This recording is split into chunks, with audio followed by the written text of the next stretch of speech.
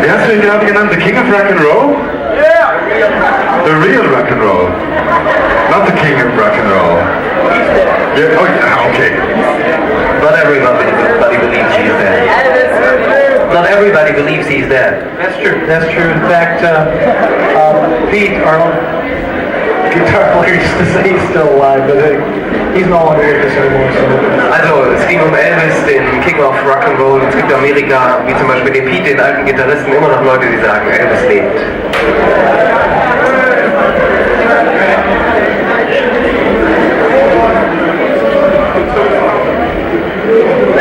Ich würde sagen, ihr könnt ja mal einen richtig fetten Applaus für John Schlitt, Sänger von Kampa-Halle.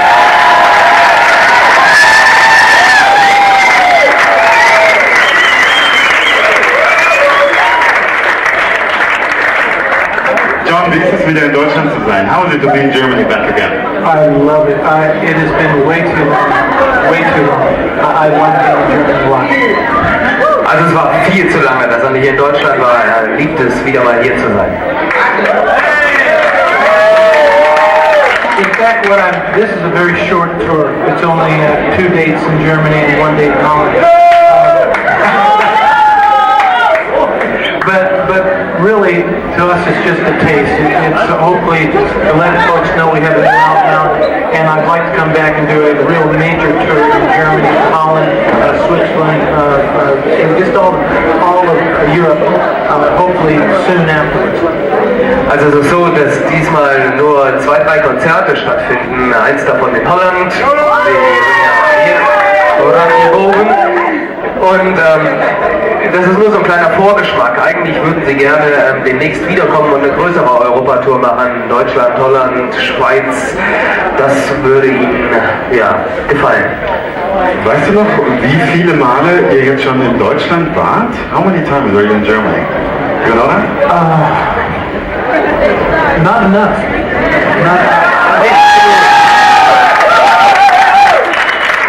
You're a diplomat. No, it's true.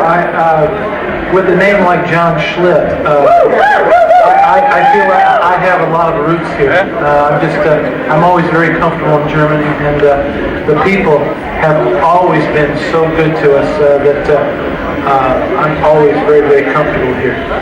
Also sagt der Name John Schlitt, klingt ja sehr deutsch, das ist eine Verpflichtung und von daher, er hat sich immer sehr, sehr wohl gefühlt in Deutschland und deshalb sind sie sehr, sehr gerne hier. Das ist eigentlich auch mal so eine Idee. Wo hast du denn deine Roots hier in Deutschland? Where do your roots come from? Do you exactly know where the name Schlitt comes from? Yes, actually, I was a little surprised. I asked when we started coming here so often. I wanted to see where our family came from.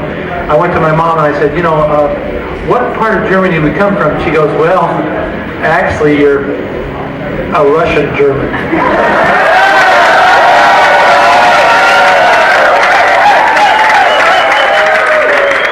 Also irgendwann, als sie so ganz oft hier waren, da hat er gesagt, ich muss rausfinden, woher das wirklich kommt mit dem Namen Schlitt. Also hat er seine Mutter gefragt und gesagt, also eigentlich so richtig, es ist Russlanddeutsch. Ja. But I didn't know about that, so then I studied up on it and I was like, very cool. So once again, I've always felt very, very good about my roots, and it was actually, I was just so surprised. Russian, German, it didn't make any sense until I heard how it was done in school. Also er hat gesagt, auf den zweiten Blick war das dann natürlich sehr cool, also diese Kombination, obwohl er sich das nicht ganz erklären konnte, wie das zusammenpasst, Russland und Deutschland, bis er dann rausgefunden hat, was so der historische Hintergrund dafür ist. Ihr habt gerade mal wieder, sage ich mal, also im positiven Sinne, ein neues Album rausgebracht. Ich kann mir den Titel nicht merken. Ich sage immer, was ist der Titel?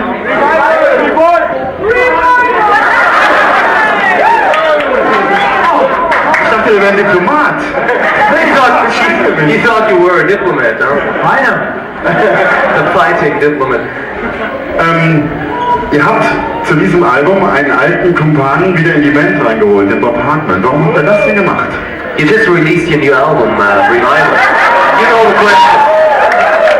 So, what's the reason for calling one of the old guys, Bob Hartman, your old fellow back in the band?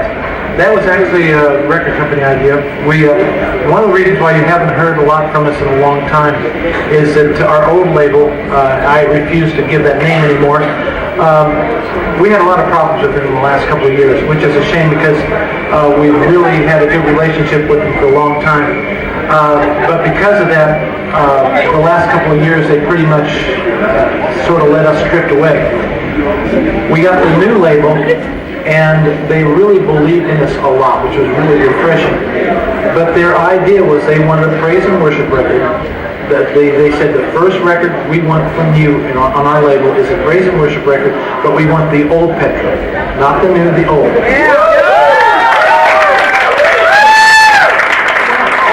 But when you see the band that I have tonight, it was hard for me to do that because the guys that we are playing live now are so good. I really struggle with that because of course I love playing with Bob and Louie and myself. It was sort of cool to have the cool, refreshing vibes that Bob Hartman after 5 albums. But the new guys are so good. It was like it didn't feel very fair. But the record company said, we don't care if it's fair or not. This is what we want. Also es war im Grunde genommen diese Revival-Idee eine Idee vom neuen Plattenlabel. Sie haben mit dem alten Plattenlabel, dessen Namen er gar nicht mehr erwähnen möchte, da gab es ein bisschen Probleme, sie haben sich vernachlässigt gefühlt. Von daher sind sie zu einem neuen Label gekommen und die haben gesagt, wir möchten das alte Petra haben, aber möchten ein Praise and Worship Album nochmal rausbringen mit euch, mit der alten Besetzung. Und deren Idee war es auch, Bob nach 5 Alben mal wieder dazu zu nehmen. Und deshalb ist sein Bild dort auch zu sehen. Für ihn war es ein bisschen komisch, weil sie eine ziemlich coole Live-Besetzung haben, wie ihr das jetzt gleich auch sehen werdet. Und von daher war das für ihn ein bisschen unfair zu sagen, die tollen Musiker, die ich jetzt da habe, die wirklich überzeugt sind von Petra und ihren Beitrag leisten, die werden gar nicht repräsentiert, das ist nicht fair. Aber die Plattenfirma hat dann gesagt, wir wollen das so und da war es egal, ob das fair ist oder nicht. Also wenn ich das richtig im Kopf habe, dann gibt es Petra auf der Bühne, also richtig als Live-Formation seit 30 Jahren.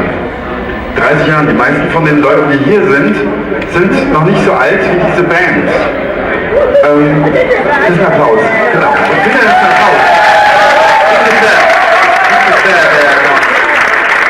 Petra, if we count it right, existed for 30 years, and most of them, or some of those people over here, haven't been born by that time. What comes to your mind when you hear that? Well, neither was I.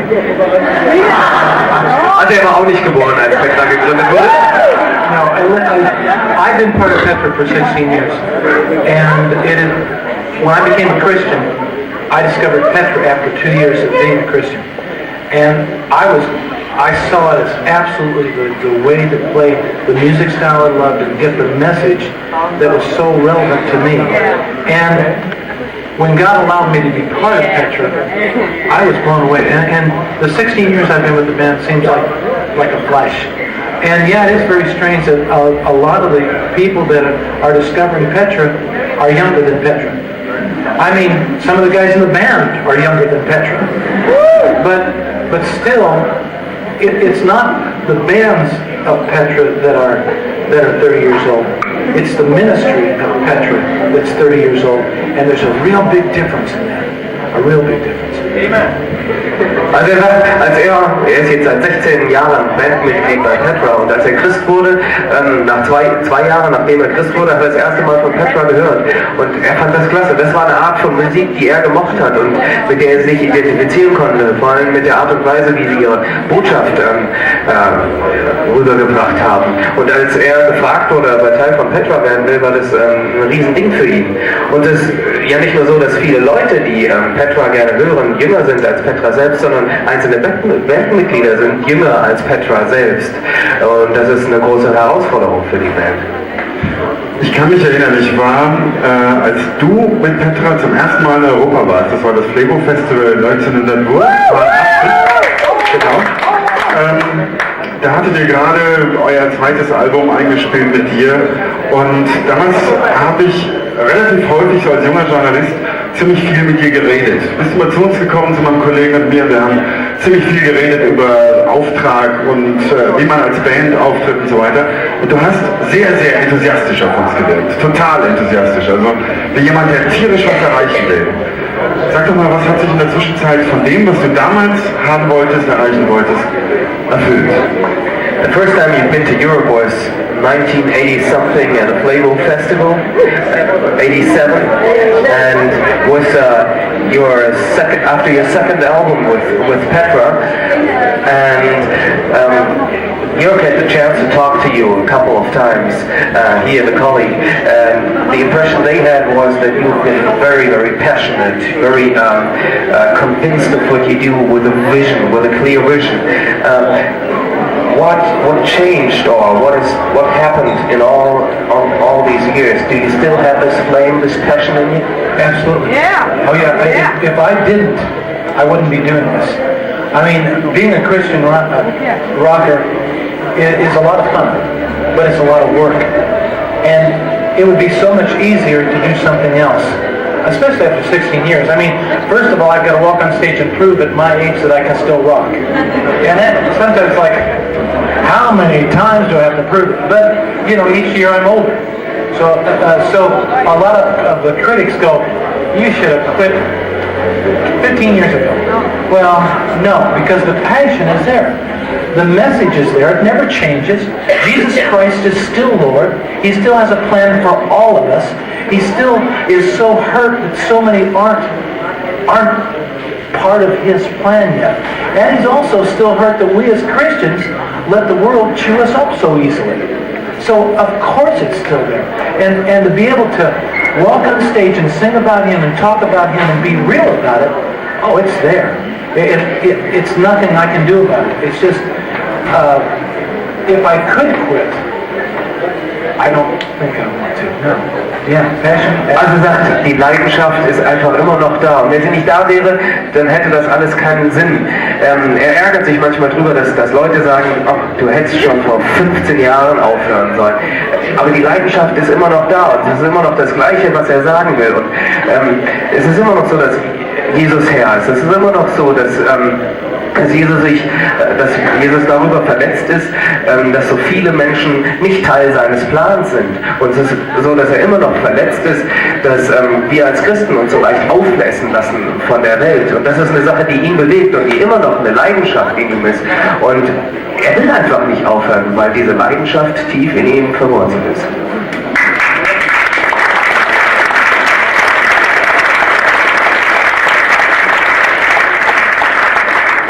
Du hast es zwar gerade eigentlich schon beantwortet, aber gibt es nicht manchmal so diesen Gedanken, jetzt kann man langsam mal aufhören?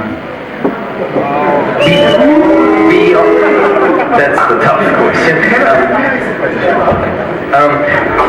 Be honest, in those kind of hard times in the last couple of months, didn't you have sometimes the maybe blink of a second thought to quit, or are you? Did you? All the time, yeah. But I'll tell you what, every time I started thinking about it, seriously, I mean, there were days when I quit. I made phone calls, I talked to managers and said, okay, it's over. It's just not going to happen anymore. About that time, I'd get an email or a letter with a testimony that just blew me away. I get in the Word and read a verse that basically, it was almost like, you know, this close to saying, John, get some guts, it's not time to quit. It was almost like that, you know? So, every time I start to think about it, God comes in through one way or another saying, I'll tell you when it's over. And until then, be quiet and do your thing. Also es ist so, dass er definitiv in den letzten Monaten, die sehr schwer für sie waren in Amerika, weil sie da nicht so akzeptiert wurden, dass er gesagt hat, jetzt höre ich auf. Und er hat sein Management manchmal angerufen und hat gesagt, jetzt ist vorbei, jetzt lasse ich es, das bringt alles nichts. Und dann hat er in der Situation einen Brief oder einen Anruf, eine E-Mail bekommen, wo ihm jemand ein Zeugnis gegeben hat, wie wichtig es ist, was Petra tut. Und dann ist er in seine Bibel gegangen und hat gelesen und da hat er Verse gefunden, die so nah dran waren zu sagen, John, reiß dich zusammen, mach das, was du tun sollst. Ja? Und er hat irgendwie immer sowas wie eine Stimme im Hintergrund, die ihm sagt, John, das ist deine Aufgabe, mach gefälligst, wozu du da bist. Wenn du aufhören sollst, dann sage ich dir das.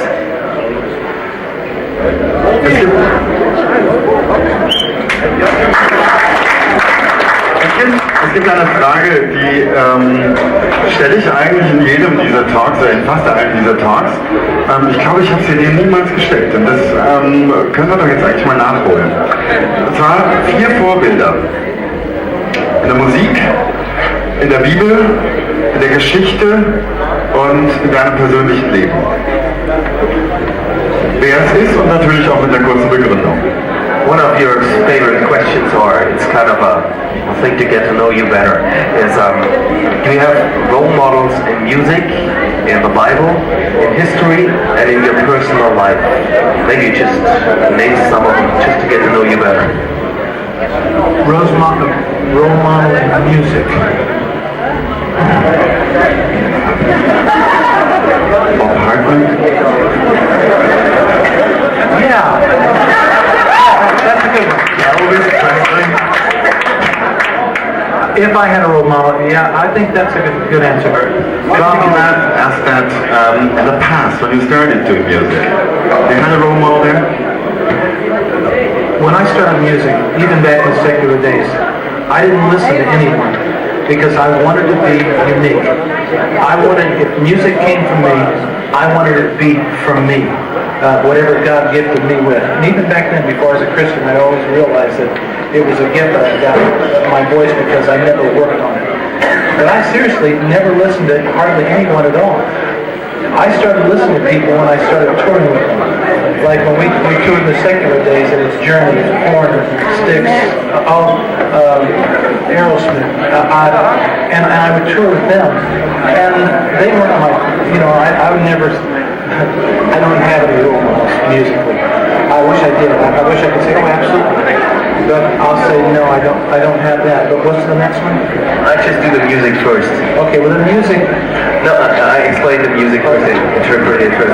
Also musikalisch hat er im Grunde genommen kein Vorbild. Haben so ein bisschen hin und her gerätselt, Bob Hartman aus der Band oder irgendjemand anderes. Er sagt selbst, in der Zeit, als er Musik gemacht hat, bevor er Christ wurde, ist er mit vielen umgetourt. Journey, Foreigner und so weiter und so fort, Styx. Aber es war nie so, dass er gesagt hat, das wäre jetzt ein Role Model. Dazu hat er seine Stimme, die Gott gegeben hat, viel zu sehr als Geschenk empfunden. Und er wollte einfach besonders einzigartig sein und sich auf sich selbst konzentrieren. Und deshalb ist es schwer zu sagen, dass er ein Vorbild hätte. Er würde gerne eins benennen, aber er hat kein Vorbild. Okay. Bible next. Bible. Well, of course Jesus, but that should be understood. I think I really thought James was really cool because he was so practical. The book of James to me is the best book in the Bible because it was a practical Bible. I really liked that a lot. Also, jetzt müsst ihr mich korrigieren, wenn es nicht richtig ist. Ich glaube, James ist Jakobus, ne? Ja, habe ich richtig in Erinnerung. Das ist, also wenn man Jesus mal außen vor lässt, das sollte jedermann verstehen, ist Jakobus derjenige, der ihm aus der Bibel am meisten beeindruckt, einfach weil es so praktisch ist, weil das praktischen Glauben ausdrückt, weil das wenig theoretisch ist, sondern weil das am greifbarsten für ihn ist.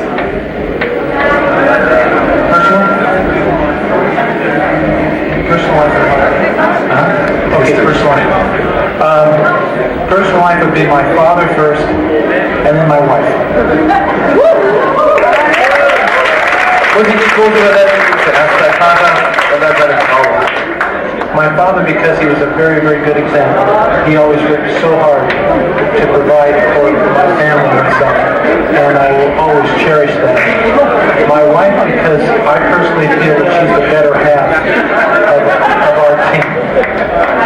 Also sein Vater, weil er immer ein gutes Beispiel war und weil er immer sehr auf die Familie aufgepasst hat und weil er das sehr, sehr schätzt immer noch. Und seine Frau, weil er sie als die wirklich bessere Hälfte des Teams, das sie sind, bezeichnen würde.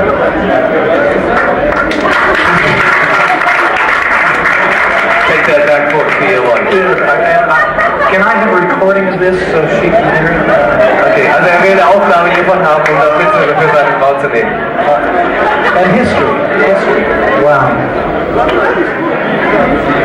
There are so many records in history. That's not fair.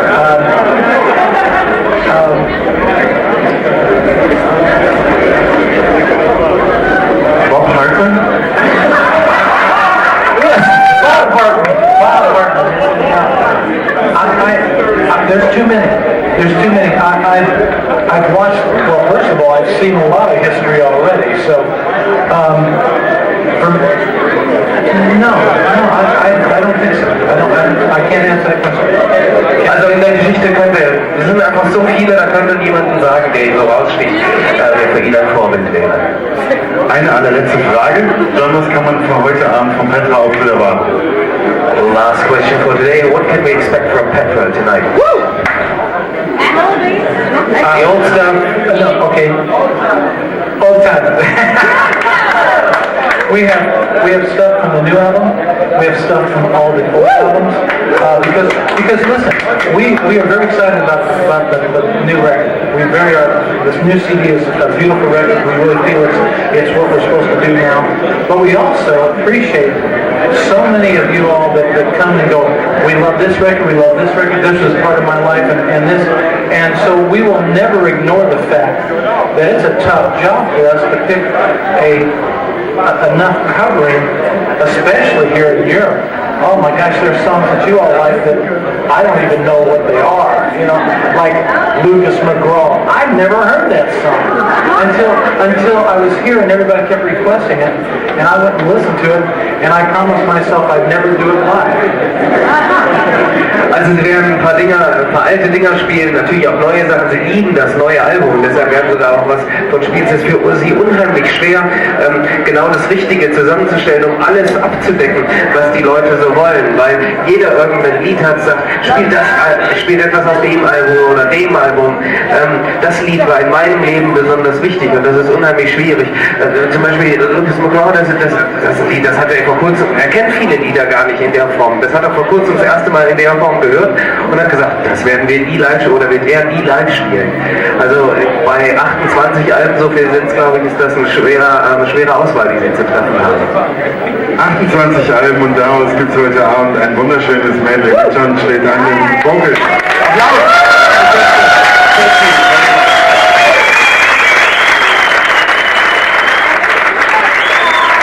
I have to go, I think, because very, very soon we're going to be on stage.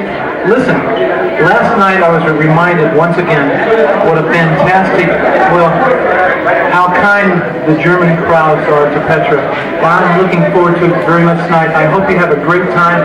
Not only Petra, but Tate it's a great combination, and I'm very, very proud to be part of it. Also er sagt, es war letzte Nacht schon ziemlich toll und er hat zu schätzen gelernt oder nochmal gemerkt, wie nett, wie lieb das deutsche Publikum zu Petra ist. Und er weiß das sehr zu schätzen, deshalb freut er sich auf heute Abend. Er möchte aber auch hinweisen, zum Beispiel auf Tate, die spielen, und er ist sehr stolz darauf, Teil des Ganzen zu sein, des ganzen Konzerts, der Gemeinschaft der Musiker. See you soon. Bis dann.